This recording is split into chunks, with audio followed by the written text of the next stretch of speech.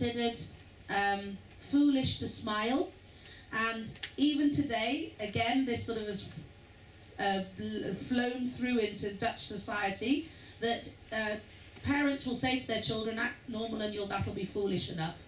So you'll see that as a sort of a standard thing throughout many of these portraits, that you never see somebody smiling.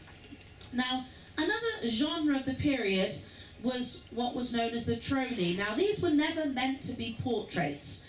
They were supposed to show an exaggerated expression, a stylized dress. Here we can see two very famous paintings by Jan Vermeer, a girl in the red hat and the girl with the pearl earring.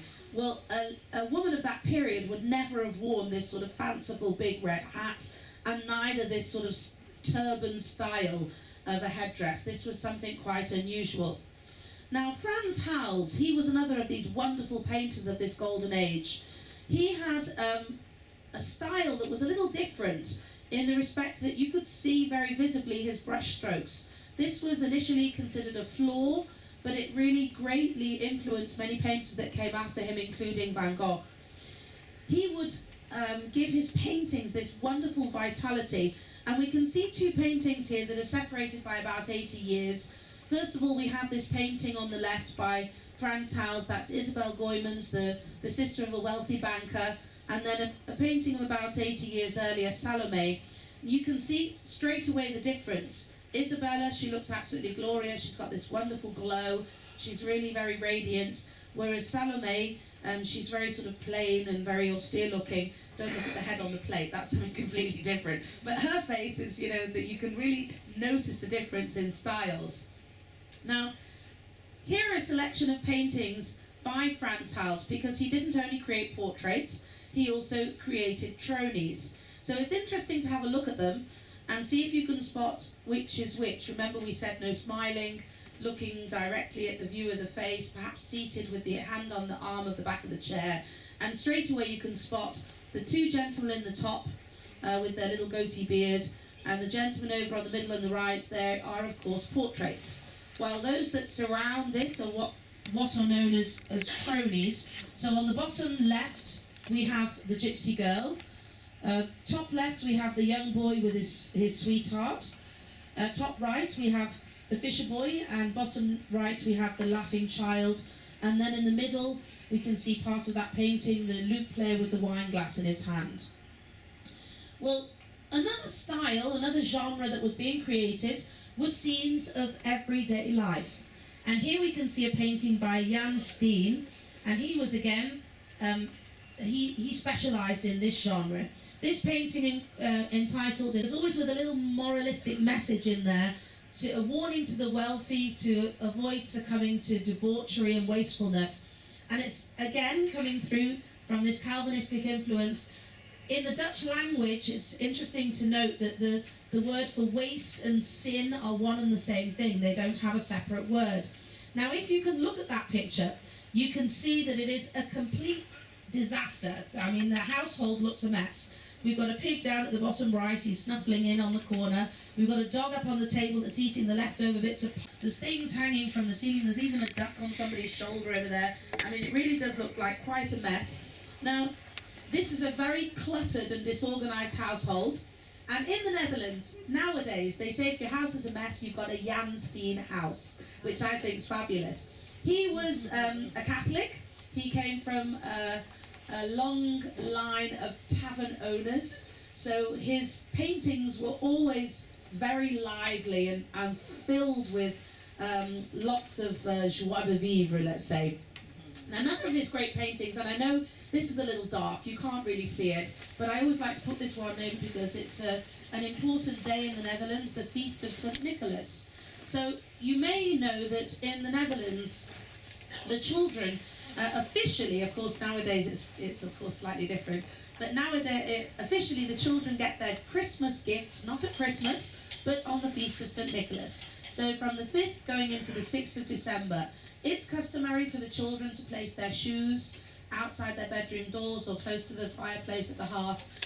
If they've been good, they'll get their little gifts in the shoe, and if they've been bad, they'll get a lump of coal and a bunch of birch twigs, which is exactly what the poor little crying boy there has received, and the young girl's got her doll and everything's looking happy and jolly. So that's always a tradition that's sort of passed through all these hundreds of years and something that still goes on today in the Netherlands. Well, scenes of everyday life. Here we can see this wonderful painting, The Milkmaid by Jan Vermeer. Vermeer, he would often paint his characters in exactly the same place, at the same table, in front of the same window. This painting, again with a message, shows a very simple Dutch lady assembling a very traditional and simple pudding using old stale bread and some milk to demonstrate these Dutch values of thrift and modesty. And I hope that you get a chance to view this painting. I'm sure you've heard that if you look long enough at the milk coming out of the jug, they actually say that the way it's been painted, it looks like it's moving and flowing.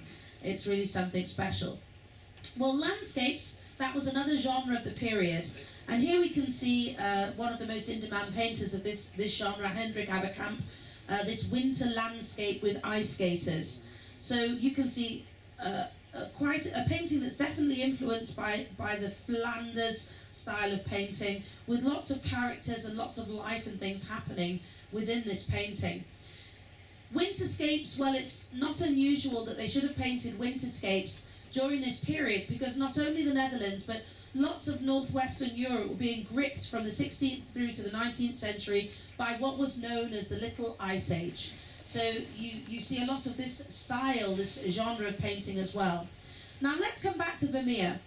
He specialised in scenes of domestic life, but he also painted some beautiful landscapes of his hometown of Delft, and this is one of 3 of those paintings.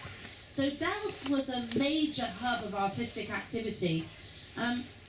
Because the Netherlands is basically flat, they have just a very low-lying bank of hills that run through the middle of the country, and they're very proud of them. They only go up to about 300 feet. But because the land is so flat, the artists couldn't paint in sort of rolling hillscapes to try to draw the viewer's eye into their painting. So they would paint this very typical Dutch sky. Let me see, yes, we've got it today, I think. Start to have some sort of preserving action. They're then thrown in a brine or covered in salt for about 3 or 4 days, and then they have to be frozen to kill off anything that might be still living inside them. Am I putting you off? Yes. And then, when you're ready to eat your herring, you defrost it, and that's what you eat it straight, raw, and that's how you eat it. And if you're Dutch, you do not chop a herring. You pick it up by its tail, and you do like they do in the cartoons, and drop it in. But you are permitted, if you're not Dutch, to chop it up, and they serve it with raw onions and gherkins. So that's how you eat your herring. And you'll see some of these shops in Amsterdam as you're walking around. You can buy yourself a little plate with some chopped onions, gherkins, and a bit of herring to try. Honestly, if you don't think about what it is, it's not too bad. Now, we said mash. We did the fried with the bitterballen. We've got the mash here. It's stampot. Stampot is a really hearty windmill food. This you can imagine them eating on a cold day in the Netherlands. It's basically mashed potatoes, mashed kale, everything mashed together. You make a well in the middle of it, and you put your gravy in, and then you've got a big smoky sausage that you sit on the top, and that's stampot. Now, everybody's looking at that other picture on the right and saying, yes, that's French fries. No, it's what the Dutch call patat. So this is a cone of patat that you can buy on the street. Don't dare ask for ketchup. If you're Dutch, you eat your patat with mayonnaise. But if you want to really do it authentically, here you can see that they've served it with peanut sauce. So that's basically like peanut butter, runny, but a bit spicy. And on the top of that is chopped raw onions. So that's patat, and then you need like how many bags of Tums and Rennies to get you through it. But that's patat, the Dutch French fries, either with this peanut sauce or with mayonnaise. Breakfast in the Netherlands. Now, you might think that the Dutch would eat cheese for breakfast because they have plenty of it. They are the largest exporter in the world of Gouda cheese. That's Gouda or Gouda to you and me. But they do eat cheese for breakfast. The typical breakfast, however, is hagelslag. Hagelslag. It looks like chocolate sprinkles, something that you put on a dessert. But what the Dutch do, and this goes from 4-year-olds up to 84-year-olds and older, they have a big piece of thick white Dutch bread with lots of Dutch butter on it, and then they sprinkle their sprinkletjes, as they call them, the hagelslag, on the top, and that's your typical Dutch breakfast. And they also do a pink version and a blue version. They do that for baptism christening, so you've got the pink for the girl and the blue for the boy, and that's a typical thing that they serve at baptisms, christenings. And finally, dropjes, Dutch licorice. So licorice as we know it, well, that's not going to cut it for the Dutch. You know, we like the soft and sweet variety. If you eat a Dutch licorice, you will find that it is often hard and normally extremely salty. They love salty licorice. You should try it at least once. The Dutch love it. They're passionate about their licorice. They eat about £8 per person of licorice a year. And no Dutch person would travel the world without having a bag of dropjes in their pockets. I put up some things that I like to live by. A balanced diet is chocolate in both hands. The only time to eat diet food is while you're waiting for your steak to cook. Keep calm and eat dropjes, and laughter is brightest where food is best. I like that one. All right, so ladies and gentlemen, let's open our maps. Here we go. And I'm going to show you a few things around Amsterdam. First of all, I would like to let those of you who are doing the post, if you didn't get a map, I've got some more.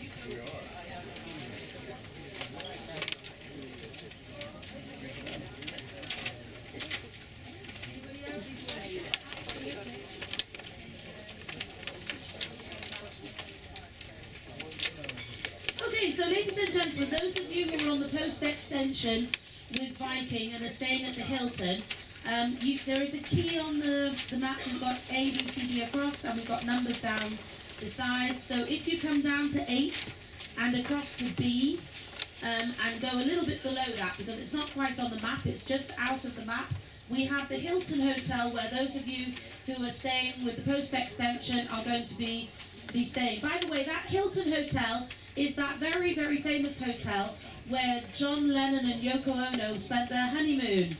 Does anybody know about that story? Remember that? They actually spent a whole week in bed. No, not, sorry. They actually surrounded themselves with flowers, and they were dressed and they sat in their bed, and every day for 12 hours they would invite the press of the world to come in and talk to them about peace and love. And so that was their honeymoon. It was at the Hilton here in Amsterdam, and there is still the John Lennon and Yoko Ono suite. If anybody would like to upgrade, you can do so for about $2,400, 2,400 euros. That's right. So just let your Viking host know. Actually, somebody last cruise had booked it, but then they cancelled it. They said, "Oh, we'll spend the money somewhere else." Anyway, so yes, down to 8 and across to B, and that brings you to just a little bit lower. The B is where your hotel is located. Now, let's work up from the bottom up of the map. So let's come up to 7 down and BC across, and there we have the Museum Square, the Museumplein. Can you find that? We've got the Rijksmuseum, the Van Gogh Museum, the Stedelijk Museum, we've got the Diamond Museum. Okay, so they're all located within easy walking distance of each other. For those of you who are on the post extension, when you have your walking tour tomorrow morning with your Viking host, you will end up here at the Museum Square. So Rijksmuseum is open until 5 o'clock in the afternoon, and also the Van Gogh Museum as well. Now, I always recommend to anybody who's coming to Amsterdam for the first time, I think the best way to get an overview of the city is to take a canal boat cruise. So I've done this one, so I can tell you it's great. It's the Blue Boat Company, which is located close to Museum Square. So if you come up from the Rijksmuseum and just glance with your eye over to the left a little bit, you can see the Blue Boat Company. But there are lots and lots of canal boat cruises that leave not only from down by the Museum Square, but also from up by Central Station, which I'll come up to in a second. You can get on a canal boat cruise and you can do a 45-minute sail around the canals. You can do an hour, you can do an hour and a half. You can do an evening cruise with dinner and drinks. You can do both, so you can get a different perspective on the city, which is also something nice to do. As I said, there are lots and lots of these companies that offer all kinds of different cruises, but you know, a standard one would take you through the canals, passing by lots of great sites, and in front of Anne Frank's house, by the Dutch East India Company ships, and sort of through, and you can see all of the different sites from the water. So from Blue Boat Company, I will just stay down on that bottom half of the map, and so 7 down and D across. We have the Heineken experience. That's often something that people like to do. It's great fun, I've been told. You get sprayed, shaken, and drink lots of beer. That's something that's located not too far away from the Museum Square. Now, there is a walking guide. It says, if you look at the top of the map, there's between D and E, it gives you an idea of what about 8 minutes walk is, which is maybe a little more than an inch and a bit, an inch and a half. So you can, in theory, walk from the Museum Square up to Central Station, let's say in about, I don't know, 8, 16, maybe about 25 minutes, if you wanted to. So you can see, looking at the map, that the city's not that large. It becomes a little complicated because of the canals and the bridges and the bicycles. Did I tell you that Amsterdam has 800,000 inhabitants? I mean, this is central Amsterdam, not the sort of outskirts. And they have about 900,000 bicycles. You know, we got a bit of an experience in some of our destinations with the bicycles, but we're not prepared for it yet, let me tell you. Bicycles in Amsterdam are literally everywhere. They do not stop. A red light means to them, go faster. Please watch out. Wherever you step, don't step on that bicycle lane. Let them go first. I would always say that. And the same applies for the trams. The trams are not officially supposed to stop if you're on the tram line. So please watch out for the trams as well. Trams, bicycles, keep your eyes and ears open as you're walking around the city.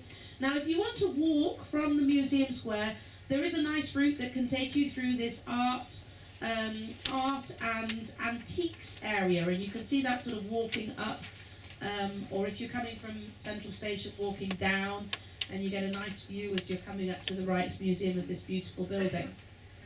Okay, let's move up to 5 down and C across, and we have the flower market. The flower market. Have we got a windmill? There's a windmill. There's a windmill over there. You know, by the end of the afternoon, you'll be going, windmills.